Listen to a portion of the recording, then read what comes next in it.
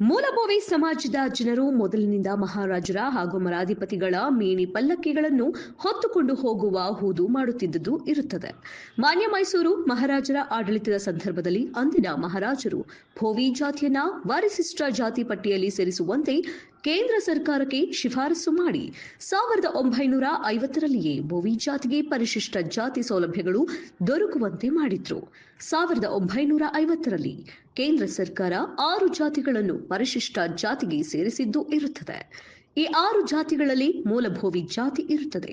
1956ರಲ್ಲಿ 15 ಜಾತಿಗಳು ಪರಿಶಿಷ್ಟ ಜಾತಿ ಪಟ್ಟಿಯಲ್ಲಿ ಸೇರಿರುತ್ತವೆ. 1977ರಲ್ಲಿ 101 ಜಾತಿಗಳು ಪರಿಶಿಷ್ಟ ಜಾತಿ ಪಟ್ಟಿಗೆ ಸೇರಿರುತ್ತವೆ. ಇದರಲ್ಲಿ ವಡ್ಡರ ಪರಿಶಿಷ್ಟ ಜಾತಿ ಪಟ್ಟಿ ಸೇರಿರುವುದಿಲ್ಲ. ಇದಕ್ಕೂ ಮೊದಲು ಇದೇ ಮೈಸೂರು ಮಹಾರಾಜರ ಕಾಲಾವಧಿಯಲ್ಲಿ ದಿನಾಂಕ 2/2/1946ರಲ್ಲಿ ವಡ್ಡರ ಜನಾಂಗವನ್ನ ಭೋಯಿಸಾಮಿ ಎಂದು ಬದಲಾಯಿಸಿ ಆದೇಶಿಸಲಾಯಿತು. ನಂತರ 2002ರಲ್ಲಿ ವಡ್ಡರ ಸಮಾಜದ ಕುಲಶಾಸ್ತ್ರಿ ಅಧ್ಯಯನ ನಡೆಸದೆ ಭೋವಿ ಸಮಾಜಕ್ಕೆ ಯಾವ ಮೂಲಗಳಿಂದಲೂ ಹೊಂದಾಣಿಕೆಯಾಗದ ವಡ್ಡರ ಜಾತಿಯನ್ನ ಭೋವಿ ಜಾತಿಯ ಸಮಾನಾಂತರ ಪದಗಳೆಂದು ವಡ್ಡರ ಜಾತಿಯನ್ನ ಭೋವಿ ಜಾತಿಯ ಜೊತೆಗೆ ಪರಿಶಿಷ್ಟ ಜಾತಿ ಪಟ್ಟಿಗೆ ಸೇರಿಸಲಾಯಿತು. ಅಂದಿನಿಂದ ಇಂದಿನವರೆಗೆ ಮೊದಲಿನಿಂದಲೂ ಶೈಕ್ಷಣಿಕ, ಆರ್ಥಿಕ ಹಾಗೂ ರಾಜಕೀಯ ವಲಯದಿಂದ ಹಿಂದುಳಿದಿದ್ದ ಭೋವಿ ಪತ್ರವನ್ನು ದುರ್ಬಳಕೆ ಮಾಡಿಕೊಳ್ಳುವುದರೊಂದಿಗೆ ಭೋವಿ ಜಾತಿಯನ್ನು ಹೈಜಾಕ್ ಮಾಡಿಕೊಳ್ಳುವ ಮೂಲಕ ವಡ್ಡರ ಸಮಾಜದವರು ಭೋವಿ ಎಂದು ಪರಿಶಿಷ್ಟ ಜಾತಿ ಪ್ರಮಾಣ ಪತ್ರಗಳನ್ನು ಪಡೆಯುವ ಮೂಲಕ ಮೂಲ ಭೋವಿ ಜನಾಂಗದವರಿಗೆ ಅನ್ಯಾಯವನ್ನ ಮಾಡಿದ್ದಾರೆ.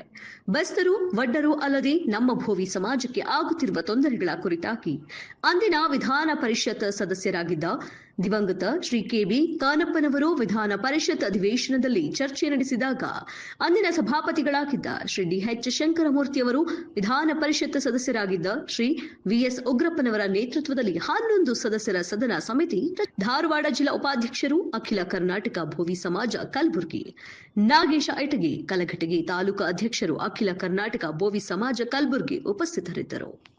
ಸಣ್ಣ ಸಮಾಜ ನಮ್ದು. ಆ ಮಕ್ಕಳ ಕಳಿಸಾಗಿದೆ. ಆ ಮಕ್ಕಳ ಯಾವ ಕೆಲಸ ಕಳಿಸ್ಬೇಕನ್ನೋ ತಂದೆ ತಾಯಿ ವಿಚಾರ ಮಾಡ್ತಾರ. ಅವ್ರು ಏನಾದ್ರೆ ಈ ತೊಂದರೆ ಆಗದಂಗೆ ತಾವು ಸರ್ಟಿಫಿಕೇಟ್ ನಮ್ಗೆಲ್ಲರಿಗೂ ಆದೇಶ ಪ್ರಕಾರ ನಮ್ಗೆ SC ಸರ್ಟಿಫಿಕೇಟ್ನ